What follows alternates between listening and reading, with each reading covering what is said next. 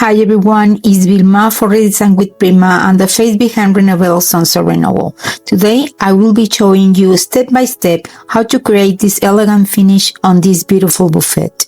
This piece was in a very rough condition.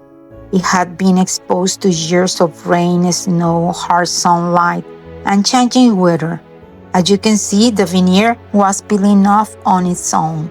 However, the piece still had great bones and the wood structure was solid with no broken or damaged sections. That's why I decided to restore it and give it a second life. I will begin by removing the beautiful original hardware and setting it aside so I can clean and restore it later. Next, I will give the entire piece a thorough cleaning using TSP, a degreasing cleaner, along with a scrub brush, water, and a clean cloth.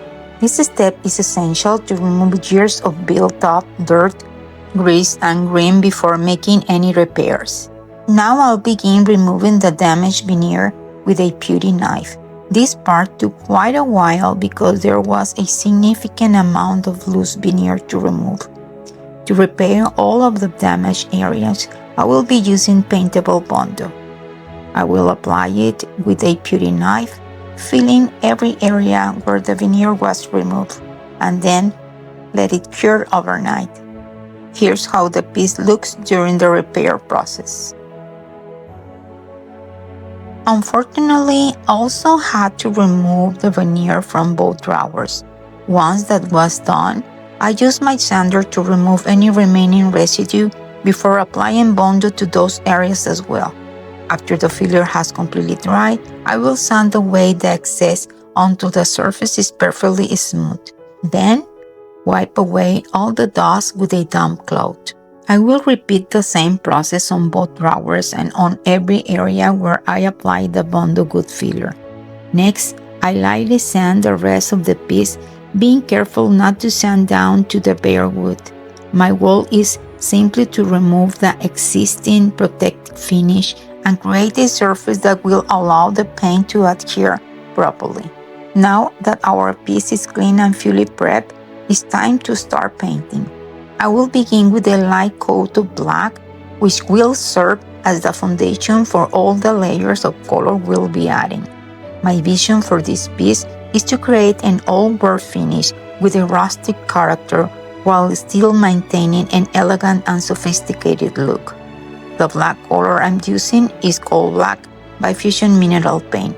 I will apply only one coat. For this finish, I will be using dry brush technique, building layer upon layer while softly blending the colors together. I will begin adding touches of this custom green, which I mix using bayberry, manor green, and just a touch of black. Next, I will introduce my third color, Good Quick. From this point on, I will be using an inexpensive natural bristle brush to apply each color and lightly brush small amounts of paint onto selected areas. Then blend everything using the same brush without adding more paint. Remember, this is the essence of dry brush technique. Load only a small amount of paint onto your brush, then remove most of it onto a rag, paper towel, cardboard, or another surface until only a trace of paint remains. This allows you to slowly build soft layers of colors and create beautiful depth. Now I'm adding more of my custom green to select areas. Notice how I pick up only a small amount of paint and wipe the excess off on the paint lid before applying it little by little. For this technique, I won't be using a water mixture. Working with a dry brush gives me much better control over the layered effect I'm trying to achieve. For my final color, I mix Good Quick with a little black to create a rich deep brown.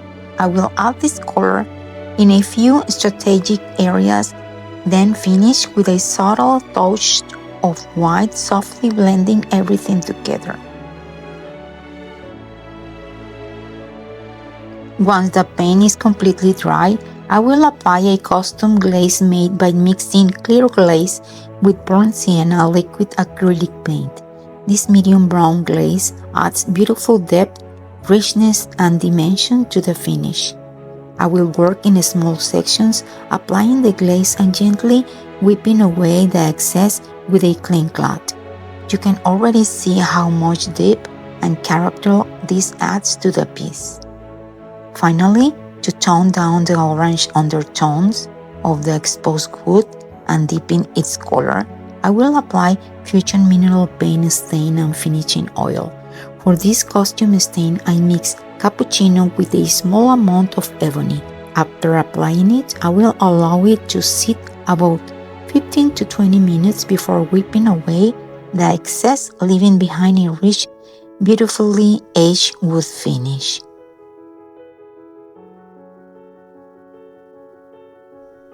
Now it's time for my favorite part of this transformation, the design. For this project, I will be using the Chateau Filigree gold foil transfer from the Kacha Collection by Redesign-Get Prima.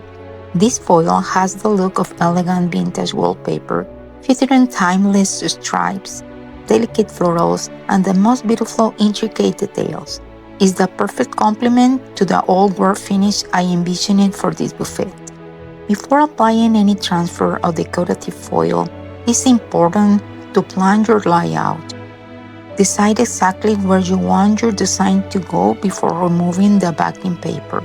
If you're applying it over a painted surface, make sure your paint has cured for at least 24 hours and that the surface is completely clean and free of dust or debris. These foils are very easy to use, but they do require patience. Simply peel away the protective backing and carefully position the foil exactly where you want it.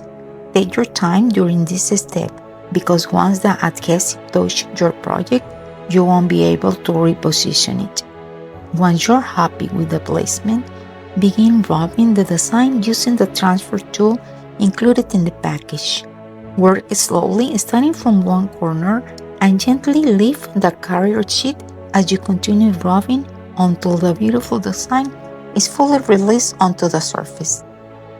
To separate the design around the drawers, I will carefully use a craft knife, allowing each section to transfer perfectly while maintaining the overall pattern. My biggest piece of advice is to take your time. There's no need to finish the transfer in one sitting. If you get tired, simply take a break and come back later. Trust me, it will be worth the extra patience when you see the final result. After removing the carrier sheet, inspect it carefully. If you notice that part of the design didn't transfer completely, simply place the sheet back over the area and continue rubbing until every detail has adhered to the surface. Once the transfer is complete, I like to gently tap over the entire design with my fingertips. This extra step helps ensure every delicate detail is fully adhered before moving on. Now I will continue applying the lower center section of the design using exactly the same process.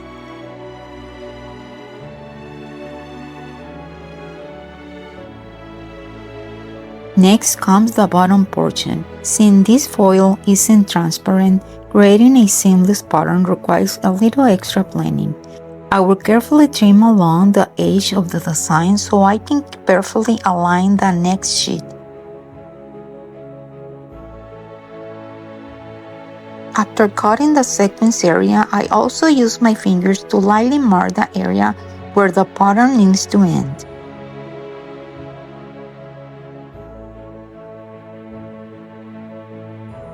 One tip I learned is to cut in from the back of the carrier sheet since it's much easier to see your guide marks that way.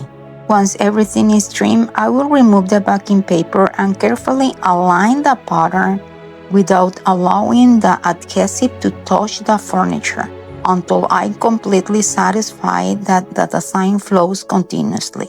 One very important tip is to be especially gentle where two sheets meet. Rub those seams carefully because the previously applied foil has not been sealed yet.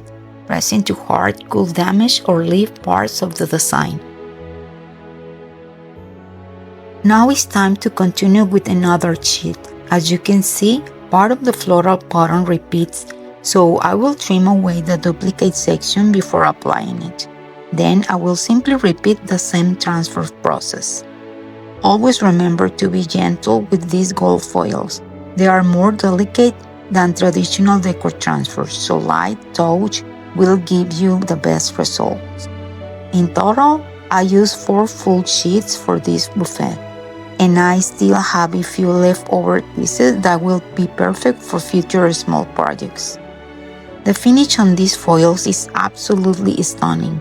If you love elegant gold details as much as I do, I highly recommend adding one of these beautiful designs to your next furniture makeover.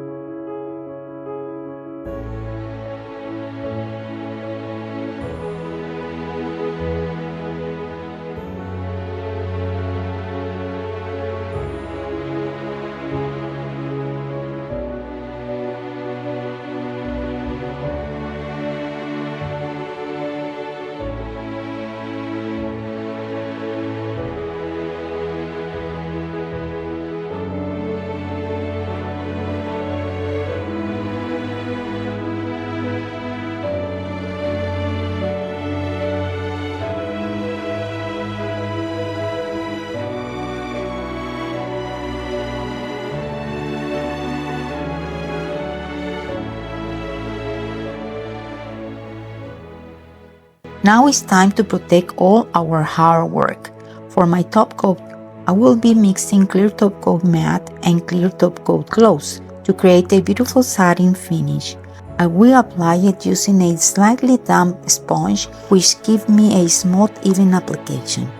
When sealing decorative foils like this, I highly recommend using a water-based top coat in either a gloss or satin finish. This helps preserve the beautiful metallic shine of the foil instead of dulling it. I will be applying 2 coats, allowing each coat to dry for about 2 to 4 hours before applying the next. For the detail areas, I will switch to a small artist brush to make sure every part of the design is properly sealed. To complete this elegant look, I will be adding the Majestic Flourish mold from the Kacha Collection by Redesign with Prima. I will be casting the molds using amazing casting resin, which is mixed in equal parts of part A and part B. After mixing thoroughly, I will fill the mold completely and let it cure for about 10 minutes before the molding. Be sure to work on a flat surface and always wear gloves while working with resin. For this project, I will be using 2 identical molds. One day fully cured, I will paint them using the same custom green I used on the buffet and allow them to dry for about 2 hours. While the molds are drying, it's time to restore the original hardware. I will be cleaning this beautiful vintage handle using Barkeeper's Friend. Both the liquid and powder formulas along with a steel wool pad to remove years of dirt, oxidation and green. Afterward, I will rinse them thoroughly with water and dry them with a clean cloth. These are my favorite products for restoring vintage hardware, and just look at the difference. They look absolutely beautiful. Now it's time for the final assembly. I will attach the molding using Gorilla Good Glue, applying a thin layer to the back of each piece with a small brush before positioning them on the cabinet doors. Once they are in place, I will press each molding firmly for a few moments to ensure good adhesion. Then, using a small paintbrush and a damp cloth, I will carefully remove any excess glue around the edges for a clean professional finish. To give the Moulds an extra touch of elegance, I will apply Eternal Decor Wax with a small brush. Before applying it, I always remove most of the wax onto a piece of cardboard, then using a very light dry brush technique, I will highlight only the raised details with soft touches of gold. This subtle step beautifully enhances all the intricate details and ties the entire design together.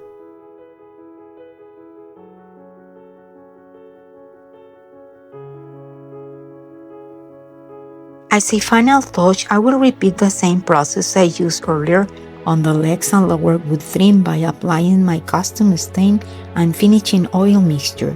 After letting it sit for about 20 minutes, I will wipe away the excess to deepen the wood tone and eliminate the remaining orange undertones.